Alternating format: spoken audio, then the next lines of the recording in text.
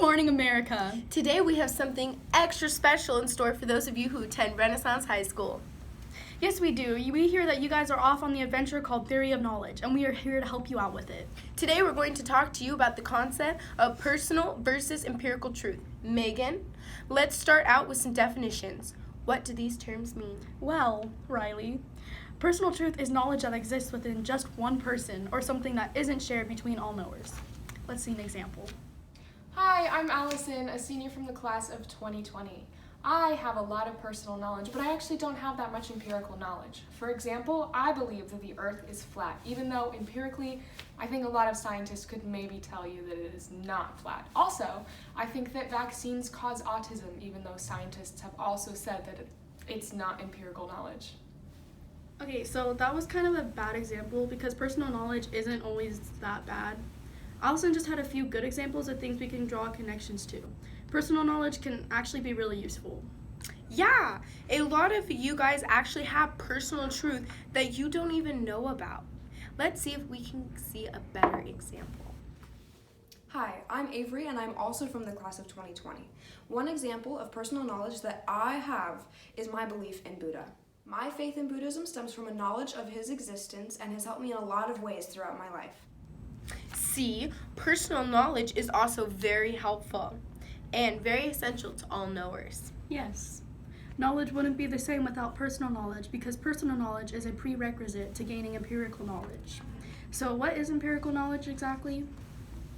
That's the next thing we have to show you. Hola clase, welcome to geography class. Today we're going to be learning about Christopher Columbus's discovery of the Americas. This right here is America, and the rest of the Americas, north and south. We're going to learn more about them today. At this point, I think most people acknowledge the existence and the location of America as empirical knowledge because of our increasing in technology that has proven this. However, it wasn't always empirical truth. It used to be just a piece of personal truth. Now, when Christopher Columbus first set out on his voyage, he actually wasn't looking for the Americas at all. He was on his way to India in exchange for cultural goods. Instead, he ended up taking a wrong turn and ended up in the Americas. For at least the first couple of days, I'm sure that Columbus's knowledge of America was only personal truth because he hadn't told anyone about it yet. But as soon as word spread, America's existence slowly transformed into empirical truth as more and more people came to know what Columbus had originally found out. Now, if you still don't quite understand the difference between personal and empirical truth, there's no need to worry. There are plenty of other examples out there in the world. Hola clase, welcome to English class. Today we're going to be learning about analogies. Here are a few examples. Mary had a little lamb. Her fleece was white as snow. This right here is the analogy. Mrs. Andersek is sweet as sugar. That's me. This class keeps Allison as busy as a bee.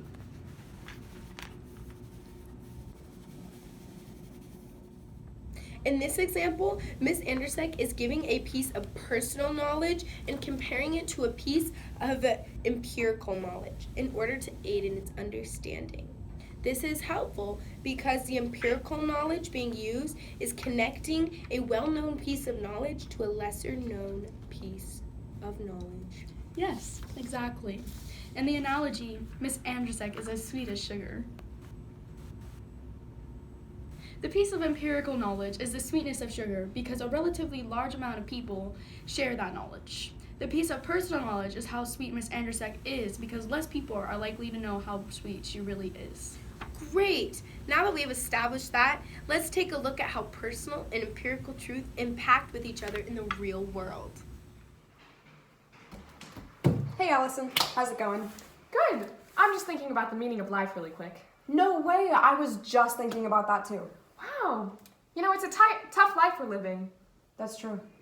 Sometimes I think that nothing in life matters. We're just here to work hard and maybe it'll pay off, but happiness doesn't matter. Really? I think that we're here for a good time, not a long time. I think that nothing that we do in this life really matters and that we just have to try to be happy and not successful. Interesting.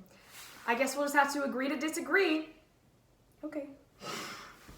So in this situation, both knowers interact with each other in a way that they keep their personal truth as knowledge.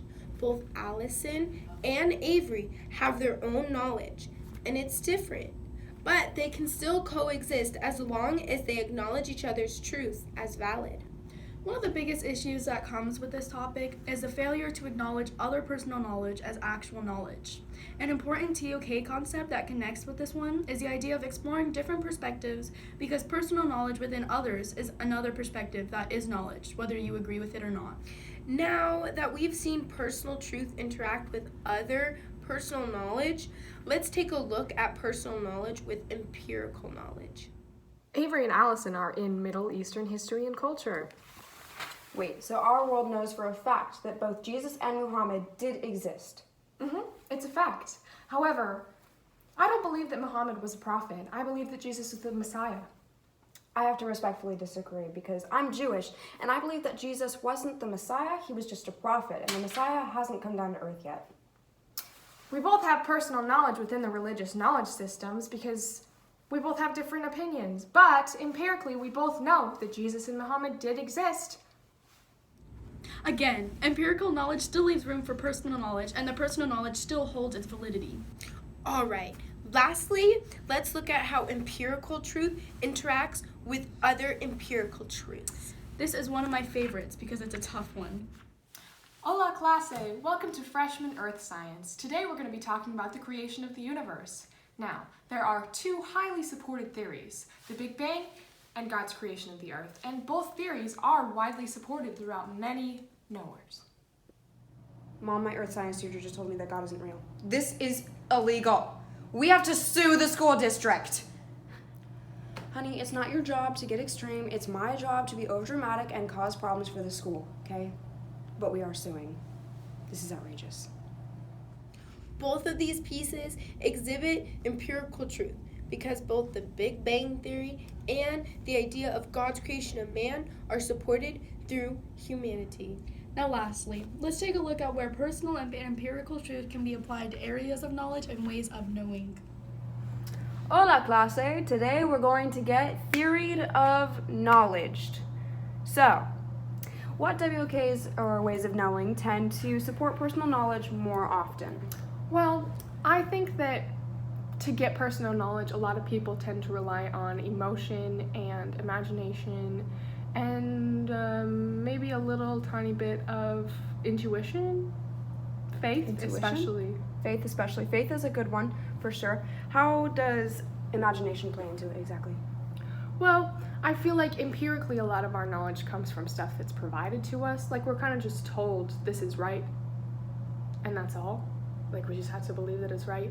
But with our imagination, we can kind of come up with our own personal knowledge. It's not just provided to us. We have to use our imagination to confirm within ourselves that it's true. Okay. And then what ways of knowing tend to support empirical knowledge more often?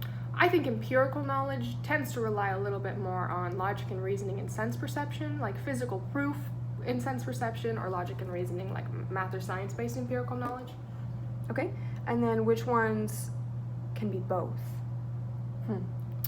I think that memory plays a pretty strong role in both of them because memory you kind of just gain on your own, whether it's like memory that you get from school when in first grade you were told that the long hand on a clock means minutes and the short hand means hours. But through memory we also learn things personally that we also come to believe and to know as truth, so it plays a role in both of them. And also language is shared both ways. You use language to share personal knowledge or gain personal knowledge, and then you also use language to share and gain empirical knowledge. So I feel like it plays a role in both of them as well. Sounds good. And obviously all ways of knowing can be for both, but just some tend to lean more towards empirical and some tend to lean more towards personal. Yeah, they all apply. Some people just rely on certain ways of knowing for certain things. All right. Thank you so much for theory of knowledgeing me. You're welcome. I need tea. Well, that's everything. Let's recap everything we've learned so far. So personal truth is a piece of knowledge that you've gained through experience and you believe it to be the truth. Empirical knowledge is the closest thing we have to fact. It's knowledge that is accepted widely between many knowers. Good night to all our viewers. Good night to you. And buenas noches to Avery and Allison in Mexico.